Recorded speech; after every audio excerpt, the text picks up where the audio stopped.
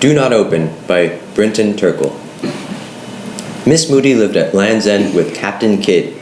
Captain Kidd wasn't the famous pirate. No, he was a cat. One morning after a storm, Miss Moody found him washed up on the beach. He was nearly drowned. She nursed him until he was well, and he repaid her kindness by keeping her cottage free of mice. Captain Kidd hated storms. Miss Moody loved them. Just about everything in her cottage was found on the beach after a storm. Even the handsome banjo clock over her fireplace. Stop. The only thing wrong with it was Stop. it wouldn't go. The hands always pointed to 20 minutes to 4.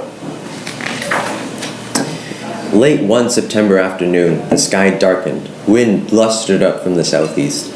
Miss Moody knew what was coming. She shut the windows and lit a cheery fire in the fireplace.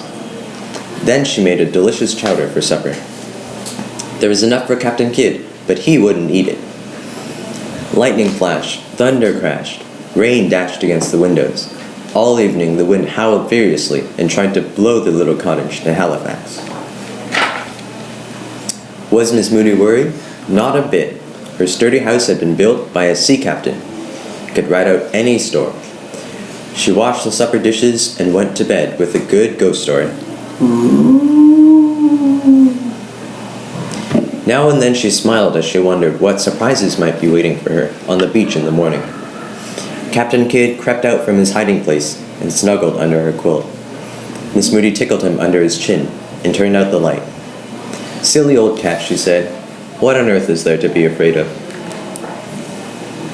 After a quick breakfast next morning, Miss Moody got out the old wheelbarrow. She and Captain Kidd were ready for the treasure hunt.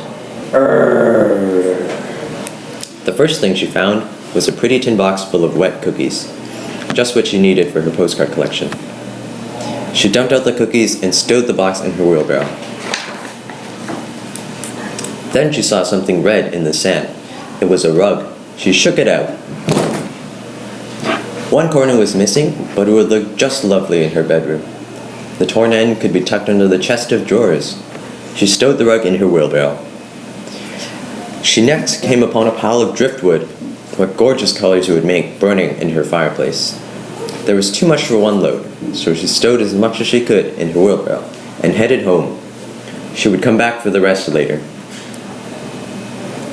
Captain Kidd saw it first, and he didn't like it at all. Nearly hidden in the sand was a small dark bottle. Colored bottles of all kinds hung in Miss Moody's west window. When the sun shone through them, it was like being in church. But there were no deep purple bottles like this one. It was closed tight. These words were scratched on it. "Do not open." A voice said, "What do you want more than anything in the world?" More than anything in the world, Miss Moody wanted her banjo clock to run properly, to tick and bong like banjo clocks are supposed to do. But she was certainly not about to tell this to a stranger. "None of your beeswax," she snapped and turned around to see who had sneaked up behind her. No one was anywhere in sight. She couldn't even see Captain Kidd for a moment.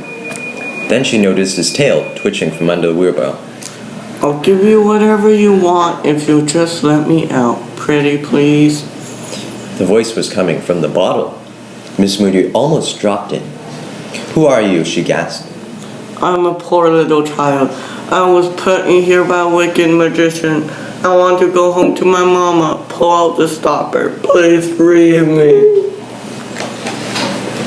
Miss Moody could not stand hearing a child cry. She tugged at the stopper.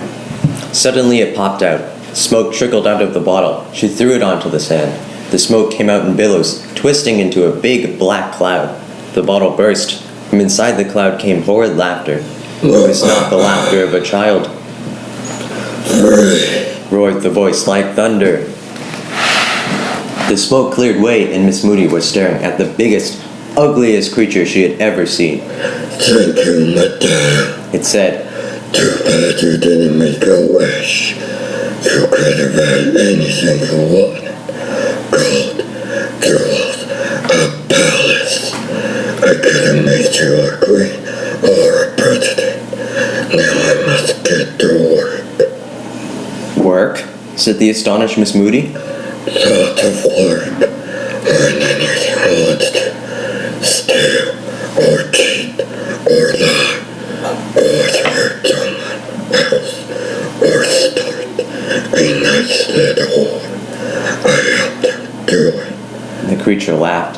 Just for fun, I came into people's dreams. Children wake up, screaming. That's just what you are, aren't you? Said Miss Moody. A bad, bad dream. Why aren't you afraid of me? Because I'm not afraid of anything I don't believe in, and I don't believe in you for a minute. The creature grew bigger and uglier. Now are you afraid of me? It said. No, said Miss Moody. The creature grew even bigger and even uglier. Are you still not afraid of me? It snarled.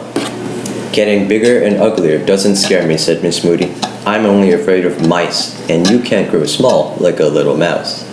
The creature vanished. At Miss Moody's feet was a tiny gray mouse. Captain Kidd pounced so quickly it didn't have time to squeak. He killed and swallowed the mouse. Captain, cried Miss Moody, are you all right? Captain Kidd burped. Miss Moody, Captain Kidd, and the wheelbarrow all went home, wobbling a little bit.